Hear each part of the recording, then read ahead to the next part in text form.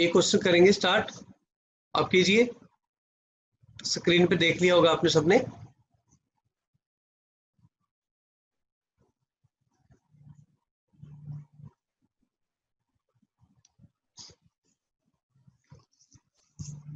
B है इसका answer. बिल्कुल बी है बेटा, बिल्कुल एग्जैक्टली बी है। आपने कैसे सोचा आनंदी? सर x माइनस जिंट एक्स तो फ्रैक्शनल पार्ट हो जाएगा और बिल्कुल फ्रैक्शनल पार्ट परफेक्ट, 0 और एक 1 के बीच एकदम पॉजिटिव। बढ़िया, बहुत ही अच्छा लगा, बहुत ही अच्छा आंसर दिया आपने, बहुत ही बढ़िया है, बिल्कुल अच्छा आंसर दिया है। देखो बच्चों, जिसको समझ में नहीं आया वो देखिए ध्यान से एक बार।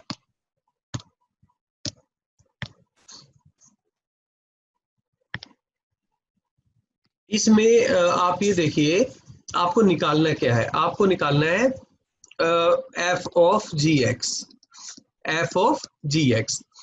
अब एफ की वैल्यू किस पे डिपेंड करती है? एफ की वैल्यू डिपेंड करती है कि जी एक्स नेगेटिव है या पॉजिटिव है या जीरो है। तो अब हमें चेक करना है कि जो जी एक्स है ना यहाँ पे, ये पॉजिटिव है या नेगेटिव है, पहले तो ये चेक करो।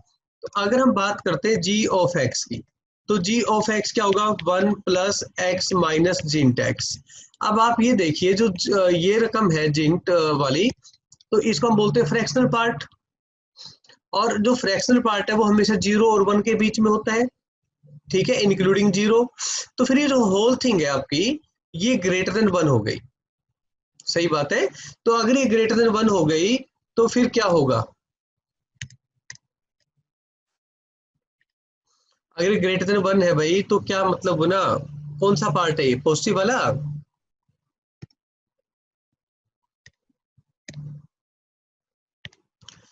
तो अब देखिए ध्यान से, x ग्रेटर देन 0 है, क्योंकि हमारे पास जो वैल्यू है जी एक्स की, वो ग्रेटर देन 1 है। तो फिर ये जो ऊपर येलो हाईलाइटेड पोर्शन है, इसकी हम बात करेंगे। तो जी ऑफ एक्स मतलब एफ आएगा ना आपके पास, कि जो जी ऑफ एक्स है वो क्या आएगा भाई? जी ऑफ एक्स जो है वो ग्रेटर देन 1 है, ठीक है ना बात? तो इसके लिए वैल्यू है वो क्या आएगी? वो 1 आएगी। क्यों आएगी 1?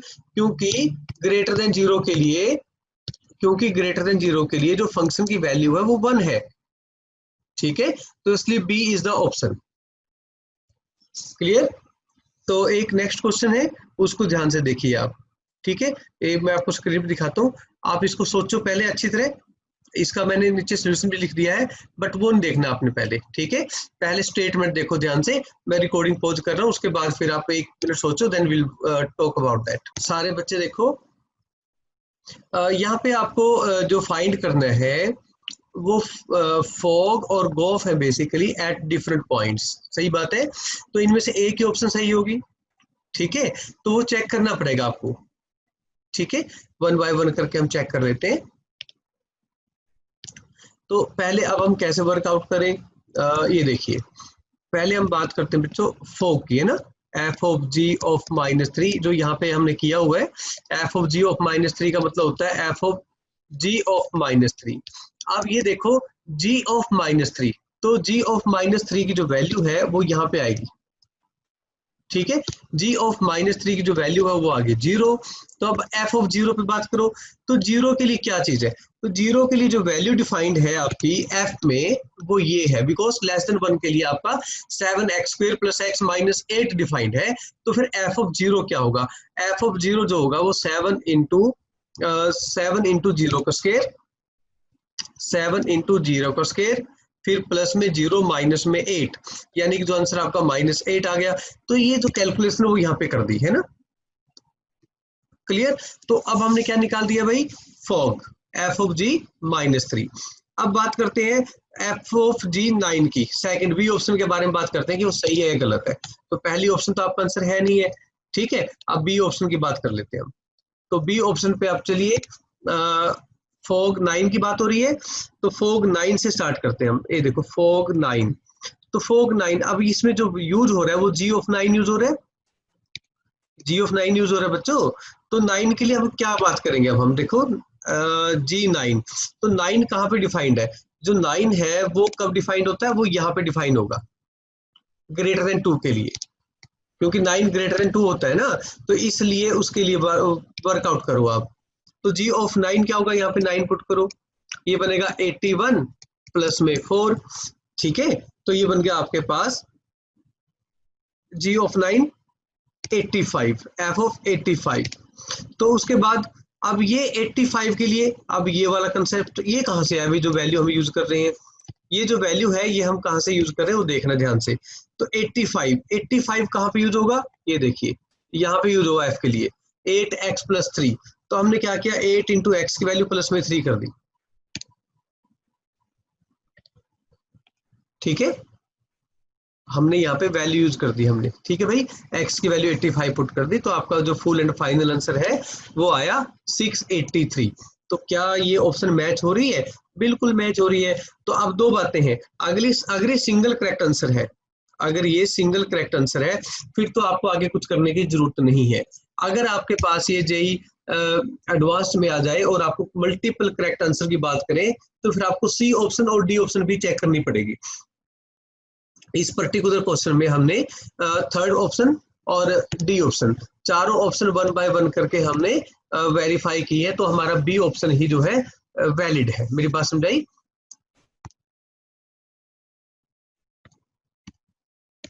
ओके बच्चों, तो ये ऑप्शन सी यहाँ पे निकाली है, यहाँ पे ऑप्शन सी के लिए बात करी है इन्होंने, यहाँ पे जो नीचे की बात वो ऑप्शन डी के लिए बात की है। So you check for that, ठीक है। तो अब इसको जिसने ये क्वेश्चन करो बच्चों, तो आपको ये बताना है कि f का जो कंपोजिट फंक्शन है, f का 19 टाइम है ना, f of f like that, तो 19 टाइम्स है तो क्या बनेगा। तो आसान है, मुश्किल नहीं है। तो पहले तो आप एक आइडिया लगाओ कि f ऑफ f क्या होगा, पहले वो निकालो आप। f ऑफ f का मतलब होगा f ऑफ x में थोड़ा डिटेल में कर देते हैं एक बार, तो ये बन जाएगा आपके पास f of x upon f of x minus में 1। तो ये बन गया आपके पास x की जगह f ऑफ x है ना, अब f ऑफ x की वैल्यू पुट कर दो, x अपॉन ये और x अपॉन x माइनस 1, तो ये आपका x आ जाएगा कैंसिल करके, ठीक है। तो x आ जाएगा, तो ये देखो f ऑफ x जो है वो x आ गया। अब 3 बार करो, ये f ऑफ x, तो ये f ऑफ x आ गया, सही बात है। तो f ऑफ x ये बनेगा आपका, तो यूं ही चलते जाओ आप, ठीक है। तो लास्ट में रिजल्ट देखो 19 बार क्या रहेगा, ठीक है।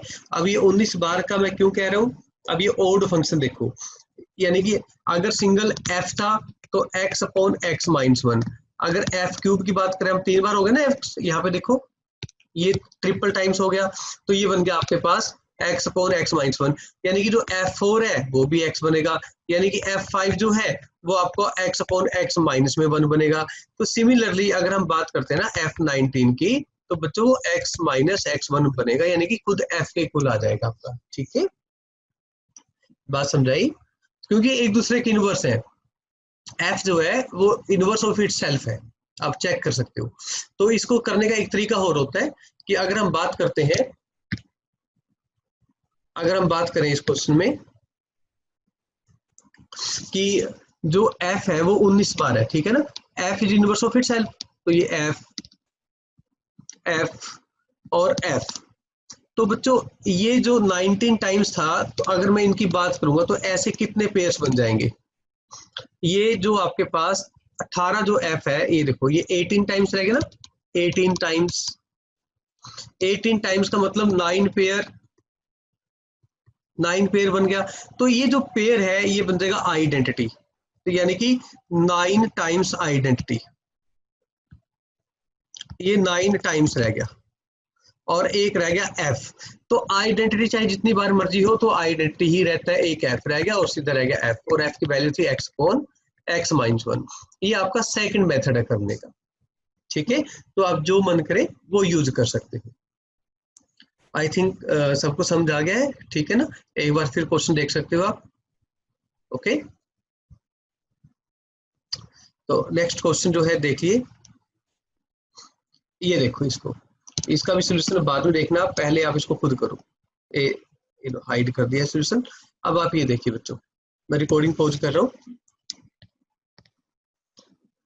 ठीक है। तो ये आप देखो इसका सोल्यूशन और समझो इसको।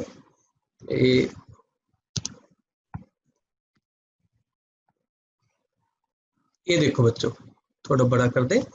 अब इसमें आप ये देखो माइनस कैसे किया है।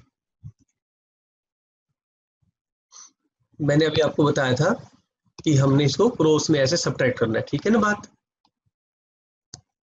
क्लियर। इसको दूसरे कलर से कर देते हैं, सॉरी, ठीक है। इस तरीके से आपको माइनस करना है। तो ये f माइनस जी आ गया आपके पास h, और जो h है वो आपका क्या आया, ये ऐसा फंक्शन आ गया, रैशनल और इरेशनल। तो देखो ना, रैशनल के लिए रैशनल नंबर आ रहा है, इरेशनल के लिए इरेशनल आ रहा है। अब कैसे आ रहा है, ये देखो यहाँ पे जब आप नीचे बात करते हो, अगर मैं बात करूं इसकी रैशनल की,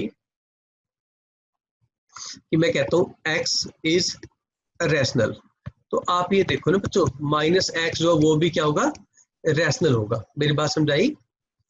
तो रैशनल मैप्स अरैशनल, ठीक है, और irrational maps an irrational number. Same है ना, x को x मैप कर रहा है, यानी कि अगर हम यहाँ पे रैशनल की बात कर लें, 1 की बात करूं मैं रैशनल को, अगर मैं x इक्वल टू 1 लूंगा, तो जो x मैप करेगा ना यहाँ पे, तो -1 को मैप करेगा, तो -1 भी तो रैशनल है।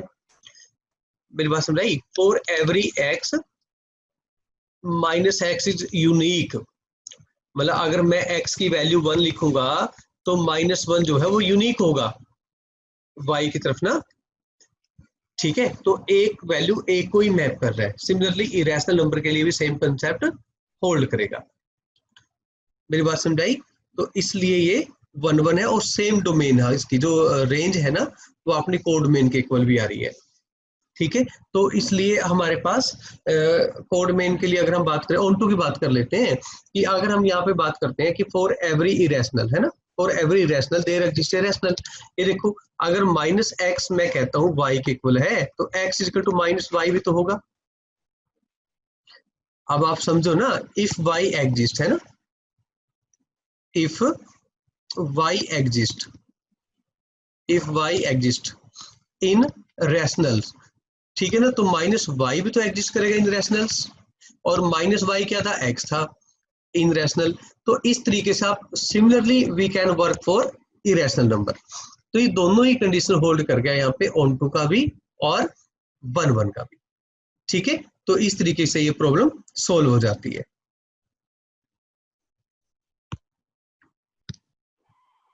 इस पर्टिकुलर क्वेश्चन में क्या है बच्चों बताओ, इसने बोल दिया कि जो ए सेट है हमारे पास वो है set of all x less than equal to 1, एक फंक्शन डिफाइंड है a टू इटसेल्फ, और इसमें जो f ऑफ x है it is defined as x into 2 minus X. तो कह रहे f इनवर्स क्या होगा अमंग दिस 4 ऑप्शंस, ठीक है। तो अब इनवर्स आपको निकालना आता है, कैसे निकालते हैं हम, पहले आप ये चेक कर लो। देखो इसमें ऑप्शन नन ऑफ दिस की नहीं है, ठीक है, या यूं नहीं लिखा हुआ कि f inverse does not exist. अगर लिखा होता तो फिर हम इसको 1 1 ऑन 2 भी चेक करते। अभी आपको 1 1 ऑन 2 चेक करने की जरूरत नहीं है ऑब्जेक्टिव क्वेश्चन के लिए, ठीक है। सब्जेक्टिव क्वेश्चन के लिए वर्कआउट करोगे तो पहले 1 1 ऑन 2 चेक करना है, उसके बाद f का इनवर्स निकालना है। और कंसेप्ट मुश्किल नहीं है, आप सबको पता है कि इनवर्स निकालते कैसे हैं। अब हम सिंपल सी कहते हैं कि let y equal to, let y equal to x into 2 minus X. तो ये बन जाएगा आपका 2x माइनस में x का स्क्वायर, और this implies that x square minus 2x plus में y इक्वल टू 0। अब इनवर्स निकालने के लिए हम क्या करेंगे, x की वैल्यू निकालेंगे इन टर्म्स ऑफ y। अब इसकी फैक्टराइजेशन तो पॉसिबल है नहीं है, तो मैंने क्या किया, x माइनस 1 का होल स्क्वायर प्लस में सॉरी माइनस में 1 प्लस में y इक्वल टू 0 कर दिया, कंप्लीट स्क्वायर कर दिया ना। x माइनस 1 का whole square equal to 1 minus में y हो गया, और इससे बच्चे आपके पास x माइनस में 1 जो है वो स्क्वायर रूट 1 माइनस वाई, और प्लस और माइनस रहेगा क्योंकि हमने स्क्वायर रूट हटा दिया। तो जो x की वैल्यू है वो 1 प्लस माइनस के रूट 1 माइनस वाई हो गई। और इससे ये पता लगा कि आपके पास जो x है वो दो वैल्यू आई, एक आई 1 प्लस रूट 1 माइनस में y, और एक आई आपके पास x is equal to 1 minus Y. ठीक है, अब आप ये देखिए कि इनमें से वैल्यू ले कौन सी हम। अब आपके पास दो वैल्यू आ गई, ये और ये। ठीक है, तो अब दोनों में फर्क क्या है। अब हमारा ये जो वैल्यू है ये 1 से ग्रेटर है, जो x है वो 1 से ग्रेटर आ गया। तो क्या x 1 से ग्रेटर आना चाहिए? बिल्कुल नहीं आना चाहिए। क्यों नहीं आना चाहिए? क्योंकि हमारी जो डोमेन है वो 1 से छोटी है, ये देखिए। ठीक है, तो इसलिए पहली ऑप्शन तो रिजेक्ट होगी आपकी। ठीक है, बात समझाई? तो आपका जो इनवर्स फंक्शन है अब वो कौन सा है, F inverse Y is equal to 1 minus Y. तो एक्स के लिए बात करो आप, तो ये आ गया 1 माइनस एक्स। तो ये आपका इनवर्स फंक्शन आ गया। तो ऑप्शन जो है कौन सी है? बी। क्लियर? ठीक है पुनीत, समझा देता हूं एक बार आपको। इस क्वेश्चन में गिवन है कि कोई फंक्शन है आपके पास f of x from a set a to b, जिसमें फंक्शन है वो ये डिफाइंड है, एफ ऑलरेडी गिवन इन्वर्टिबल, और आपको ये बताया है कि तो फिर कह रहे ए और बी क्या होंगे। ए और बी का मतलब इसकी डोमेन और रेंज क्या होगी। तो आप सबसे पहले क्या करेंगे, इसको कन्वर्जन आप लगाना, मैं हिंट दे रहा हूँ, आप इसको कंप्लीट सॉल्व करना बाद में एट होम।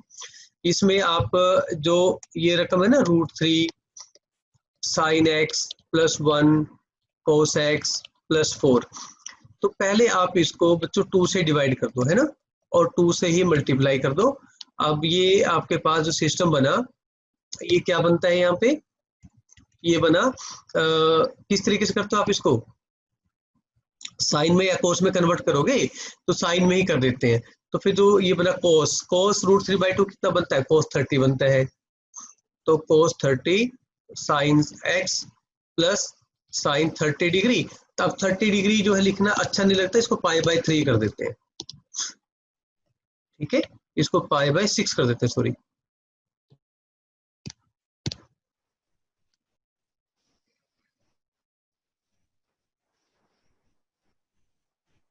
और साइन π/6, और ये रहेगा कोस एक्स प्लस में 4। अब ये बन गया आपके पास साइन a प्लस बी। ठीक है, और प्लस में 4, सही बात है। अब जो साइन की वैल्यू है वो क्या रही, जो साइन की वैल्यू वो क्या है, साइन की जो वैल्यू है वो क्या रहती है बच्चों, बताओ। वो -1 और 1 के बीच में रहती है, सही बात है। साइन एक्स प्लस π/6 जो है वो 1 और -1 के बीच में है, और 2 से मल्टीप्लाई करेंगे तो -2 less than equal to 2 sine x plus π/6 और लेस देन इक्वल टू 2 आ गया।